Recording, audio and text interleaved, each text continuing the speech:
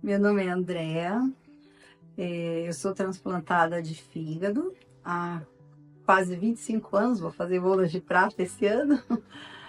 Eu descobri o problema hepático, a primeira sinal do problema hepático eu tinha 24 anos de idade, tive uma gravidez bem complexa e acabou que a minha filha nasceu morta. E aí daí o médico disse que provavelmente eu poderia não ter outros filhos por causa disso, mas como eu não entendia nada, também não fui procurar nenhum médico. E aí 5 anos mais tarde eu descobri que eu tinha uma aplasia de medula, comecei a tratar a aplasia de medula. E aí o médico foi fazer outras investigações e descobriu que eu tinha uma fibrose no fígado, né? Que é o primeiro estágio da inflamação das células do fígado. E essa fibrose, ela foi evoluindo ao longo do tempo, virou uma cirrose. E por mais que me virasse de cabeça para baixo naquele hospital, ninguém descobriu exatamente a causa que gerou essa inflamação no fígado, né? E eles chamam nesse caso de doença criptogênica, quando não tem um diagnóstico. E aí essa cirrose ela foi piorando ao longo dos anos, né? Eu fui sendo acompanhada, eu perdi mais 2 bebês ainda. E depois chegou um ponto que não tinha, o fígado foi ficando muito ruim, eu passava muito mal, eu tinha muitas câimbras, muita coceira, alguns episódios de internação, de hemorragia. E aí eu entrei para a fila de transplante. E aí fiquei mais 2 anos. E esse processo todo durou 8 anos, né? Desde do diagnóstico da doença do fígado até o transplante. E aí eu fiz o transplante. O princípio do transplante foi difícil, porque você imagina 25 anos atrás, a tecnologia era diferente, os recursos eram diferentes. Então eu tive um pós-operatório um pouco difícil, né? Eu dizia que o primeiro ano pós-transplante foi um ano mais delicado, mas depois a minha vida foi aos poucos voltando ao normal. E aí também você aprende a se conhecer, você aprende os sinais do seu corpo, o que você fica bem, o que você não fica, você vai aprendendo a se reconectar com você mesmo, né? Porque quando você passa por um processo de doença muito longo, você não sabe mais quem é você, né? Porque a sua vida é em função da sobrevivência, né? Você não sabe nem se você vai sobreviver, não. Eu me lembro que a gente era um grupo de pessoas no ambulatório, todos aguardando um transplante. Então, quando nos aparecia, porque tinha feito o transplante, era uma alegria enorme.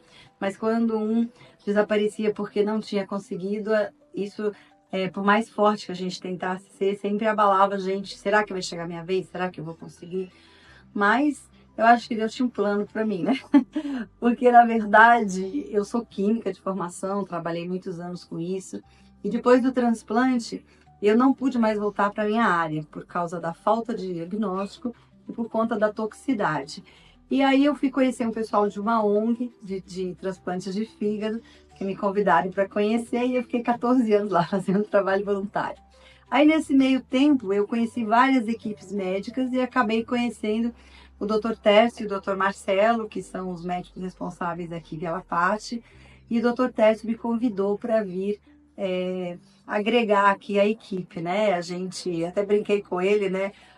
Quando ele me chamou, eu falei, olha, você sabe que eu não tenho experiência nenhuma com isso, não tenho a menor ideia, mas a gente faz uma tentativa. Se der certo, a gente continua, se não der, aí cada um vai para o seu lado.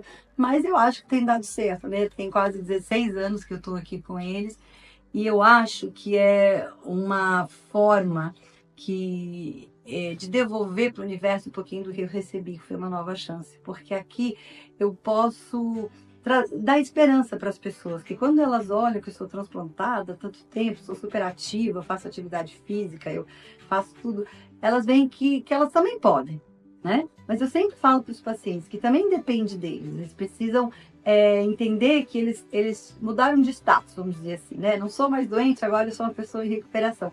E querer viver, né? Querer fazer jus àquilo que eles receberam, cuidar do que eles receberam, que foi uma nova chance. Então, poder trazer esse brilho de esperança para eles, poxa, eu também posso. Isso é muito gratificante. Então, cada vez que um sai daqui recuperado, para a gente é o maior presente. E eu acho que eu estou devolvendo um pouquinho só do que eu recebi, que eu nasci de novo. A minha qualidade de vida antes do transplante e depois do transplante não tem comparação. E quando uma pessoa doa um órgão, pensem nisso. Vocês não estão salvando só a pessoa que está recebendo, mas você está salvando a sua família, os seus pais, os seus filhos, porque todos que estão à sua volta sofrem acompanhando uma pessoa que está à espera de um transplante, porque a gente nunca sabe se vai chegar a hora, né? Quantas pessoas padecem numa fila esperando um órgão e não conseguem?